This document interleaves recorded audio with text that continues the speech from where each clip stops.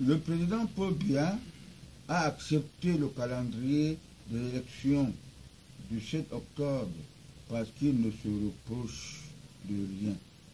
Ses fils et les siens sont devenus auprès de lui comme apôtre Pierre, car Jésus lui avait dit, quand le coq sifflera 3 fois, tu me réuniras.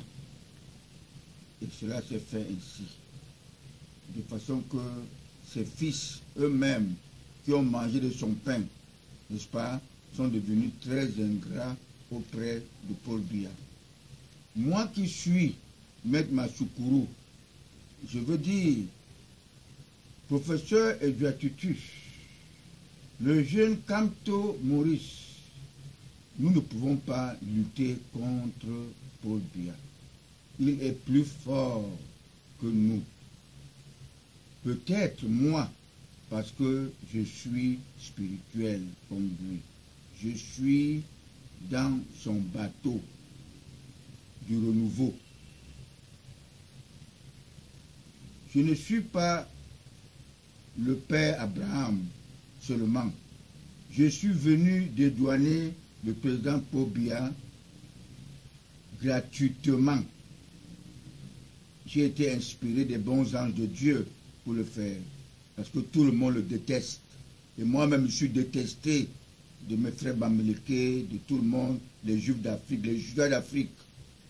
Et les apprentis sorciers noirs, que je leur dis, je leur montre que, et les vrais sorciers blancs, je leur montre que le sang a les mêmes colorations, rouges, et que les pygmées peuvent être plus sages que les donneurs de leçons qui n'ont pas la crainte de Dieu.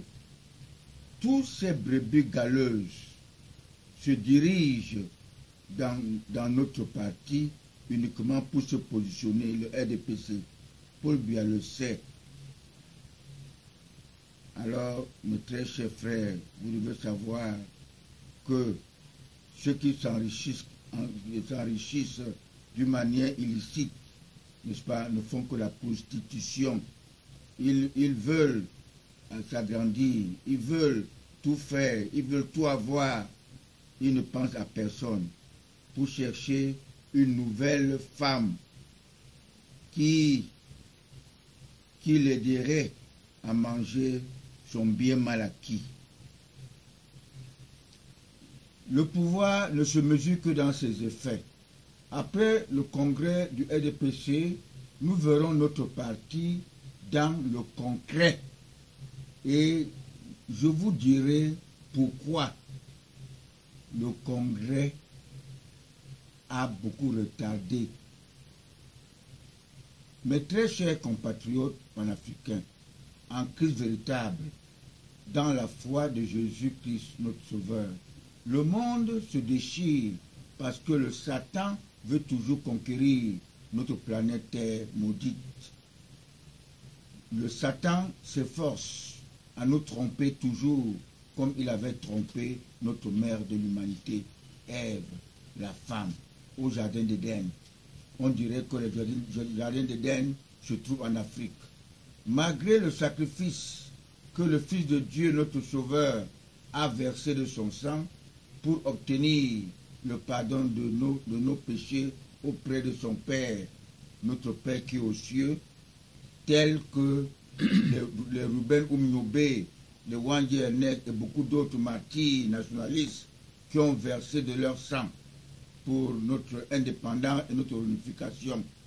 Nous continuons et nous persistons dans le péché de manière que Sodome et Gomorrhe nous a rien dit, la tour de Babel, l'arche de Noé. Non plus. Mais pour avoir accepté le pardon de son fils, il nous a encore confié le fils d'Ismaël, le grand prophète Mahomet, né à Médine en 622, pour nous convaincre et islamiser tout le monde entier.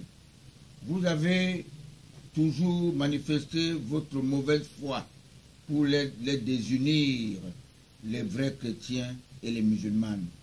Le fils d'Isaac est celui que Dieu avait placé son alliance, qui est Paul Biya.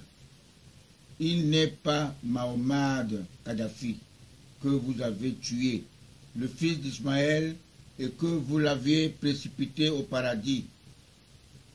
Qu'est-ce qu'est devenu la Libye?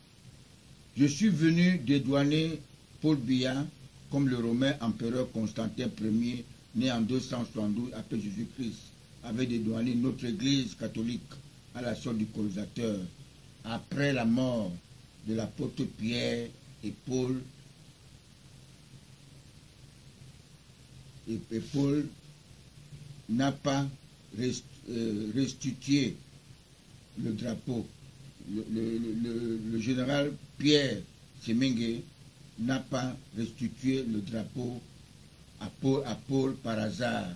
Il n'a pas agi comme le général Gay de la Côte d'Ivoire, qui est franc-maçon. Ils ont même des aumôniers de guerre, toujours prêts à tuer les innocents, comme le roi Hérode, qui avait tué tous les enfants de ce roi à 3 ans, parce qu'il avait appris de son diable qu'un grand roi va naître, Jésus-Christ. Il oublie que Moïse avait libéré le peuple israélien. Il n'avait pas besoin des armes. Et jeune Europe dit aujourd'hui que Aaron qui est Chantal, notre mère, notre première dame, n'est-ce pas, le soutien du président Paul Biya, ils veulent fragiliser, ils veulent montrer aux yeux du monde que Chantal Biya est substitut, est chef d'État à la place de Paul Biya. C'est une erreur. Elle guide Paul Biya. C'est comme par exemple Misaya Nyamdi. Il a son guide, il marche avec son guide que nous connaissons bien. Alors, il fait des choses. Alors que pour Paul Biya, son guide, n'est-ce pas, c'est Chantal Biya. Chantal Biya auprès de Paul Biya, comme avait été Aaron auprès de Moïse, le libérateur de l'Israël. Pour conclure mes propos à l'attention des Camerounais lambda, les naïfs de l'histoire, le président Paul Biya n'a pas placé notre émergence en 2035 par hasard, car il est inspiré des bons anges de Dieu pour le faire. Et il avait d'ailleurs dit une fois que ceux qui souhaitent mes funérailles doivent attendre 20 ans. Vous devez le savoir. Il est toujours inspiré de Dieu. Les charlatans John Frundi en ce moment-là sont allés faire des cercueils, machin, avec le drapeau vert ou jaune. Sauf à Don Finish, n'est-ce pas? Nous ne l'avons pas nommé président d'honneur de notre association politique par hasard. Il est né le 13 février 1933 à Vomeka. L'ex-directeur du cabinet civil, Martin Belenga Eboutou, son ami du séminaire, ils ont 7 ans de différence, même si ce dernier a pu obtenir le grand diplôme de droit canon de l'Église catholique, alors que l'ex-élève de Lieberman, le professeur Edouard Tutus, est né en 1945. Mon candidat naturel est lui. Je vois 12 ans de différence d'âge. Le président Paul Biya n'est pas un autodidacte. Il est le seul chef d'État africain qui ne s'est pas servi des conseillers techniques expatriés. À ses débuts, il fut entouré de 2 conseillers techniques. Le premier fut l'archevêque de Yaoundé, de nom de mon église catholique, Jean Zoua. Le second, Onarené, dit Barbe Dure. Le premier s'est rendu en enfer, le second au paradis avec sa victime, Jean Fauchevet. Les spirituels me comprennent.